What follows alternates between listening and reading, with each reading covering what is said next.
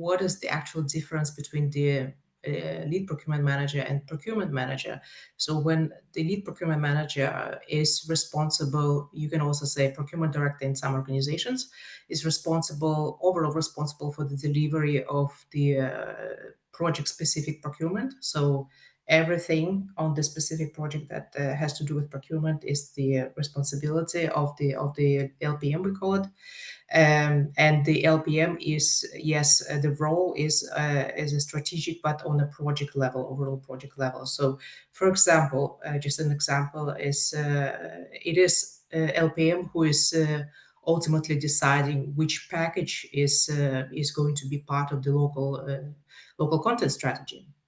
Whereas procurement manager is responsible for delivering the specific package procurement. So running a tender, and within the tender, there are also several strategic considerations, which is what should be the tender requirements, what should be the tender evaluation criteria, supplier shortlisting, contractual T's and C's. Those are also the strategic considerations, but those are considerations that are focused on a specific package, whereas LPM is more on the overall project basis. Yeah. And now talking about the category management and role of category manager. If we just go back a couple of slides, Michelle, just to show the P2C model,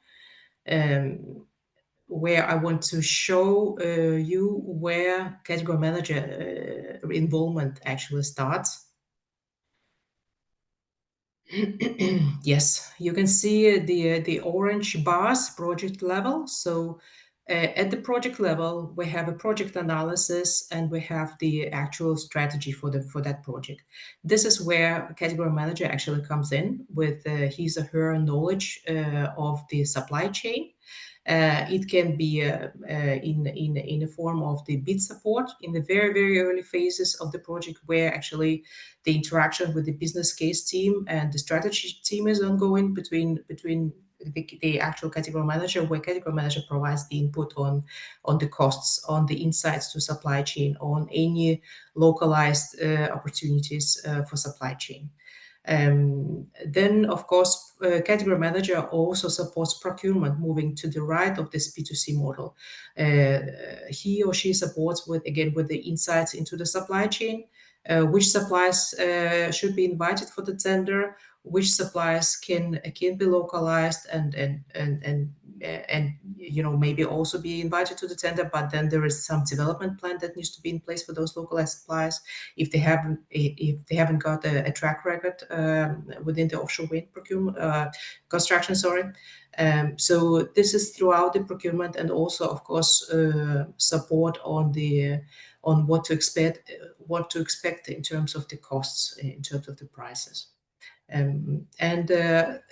Category manager, if we just jump back to the category management slide.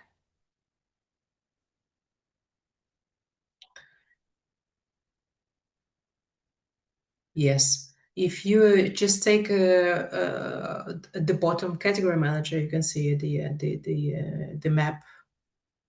Yes. So just to put it into perspective again, where you have the lead procurement manager focusing on the actual project and being overall responsible for that specific project, then category manager is overseeing actually globally, activities globally, but for specific categories. So myself, when I worked for Ørsted, I was responsible for cable installation category. So my responsibility was to oversee that category across the globe, in Europe, in APAC, and in Americas. And I would be the one providing input to all lead procurement managers for each of the projects. So if I get a request, can you please provide the cost overview for project A in Europe, or can you please provide a supply chain plan for your specific category for a project in Taiwan? Or can you please help us on the bid submission for a project in Japan? So that would be then my role, to look into the Japanese market to see which global suppliers would be interested to work in the Japanese market, and which local suppliers can potentially convert into working in offshore wind, because at the time when I was supporting that, there was no local supply chain who was especially experienced in that area. So then we would be looking, okay, which suppliers do we believe in can actually grow into that area, and we will start working together with that supply chain and developing, making development plans together with them.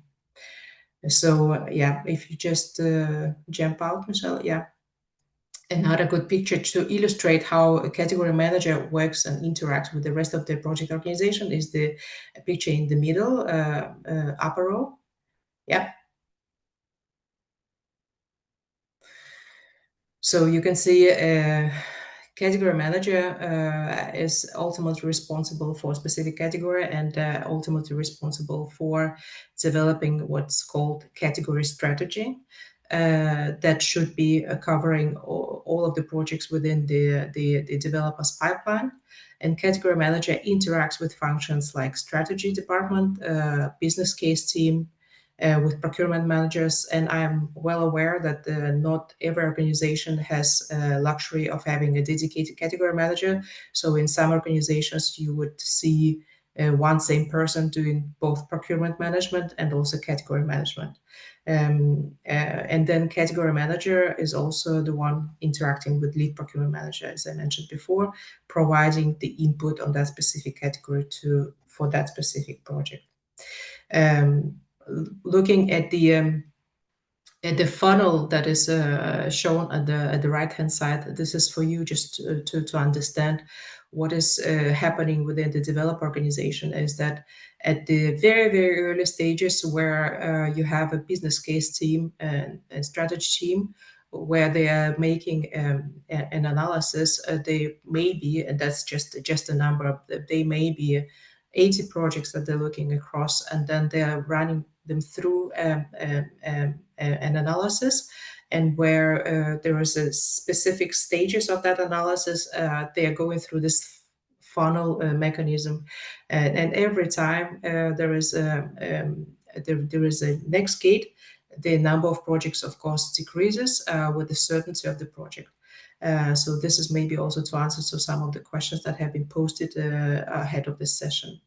And category manager is involved in most of these phases, be it on the very early project phase, giving very high level estimates, and sometimes we would be, in a position where we are being asked to provide input on a market that we have no idea about, we have not worked with, and frankly didn't even have on our radar. We will be mindful that the project pipelines, especially early pipeline, in many cases is confidential. So not every organization shares that even with category managers. So it could be very difficult. But what we did is that we provided our best estimates based on our experience and based on knowledge of our supply chain. And then, of course, there is the earlier you have project development phase, the more factor of uncertainty you add in your estimation. But going through those stages, of course, that funnel goes down, and then the number of projects decreases with the increase in the uncertainty of the project business case. Ultimately, what happens as well is that the more secure project become, the more DevEx is being assigned, and then in the end of that, the actual DevEx organization is being assigned to a project. Yeah. If you just jump out, Michelle. Yeah. And then another funnel that I wanted to show you as a good overview of what is happening is that, yeah, just this one, yeah, Michelle. So at the very top level, you will have the industry and market analysis, where you will have the strategy team looking at that. And then when they look at that, they do rely and get support from category management on supply chain analysis. Set supply chain analysis is then very closely linked with category strategy that actually informs category strategy. And then the category strategy informs project-specific procurement strategy. So this is how we interact with procurement managers, being overseeing the overall category. We provide the specific project procurement strategy input. Yeah. Our main, you can say our main tool, and how we work within category management is right top hand side, Michelle, the circle, call it the life circle of the category management. Basically, of course, you have the definition of your own category. In my case, it would be cable installation. You would, of course, do continuously supply chain analysis, conduct the supply chain analysis both on the existing markets but also on the new markets, especially on the new markets which you don't know. And you would then have your go-to place. We call it category fact base in Jumbo Consulting Group. In the developer setting, it would be category, you can say facts. Yeah, so you have your facts in place on what is the supply chain, what are the risks, what are the costs, what are the contractual terms. And that fact base serves as a basis for setting your objectives and defining your strategy. Yeah. So based on the supply chain analysis, on your facts, you define your strategy. Of course, also in collaboration with the rest of the organization. You cannot just come up with a strategy without knowing where the organization is actually going, what are the objectives of your developer. That strategy is not an internal tool. That strategy is something that you actually collaborate with your supply chain with. And this is where the supply relationship management comes in handy. It is quite important that you have a good relationship with suppliers, especially in the industry like offshore wind and in the times like now. You implement your strategy, and then you, of course, monitor performance. You monitor performance together with your suppliers, and if you can see that there's something that needs to be adjusted, then you make adjustments to your strategy. Not everything is being shared within that strategy, of course. Some information is confidential and remains in-house. Yeah.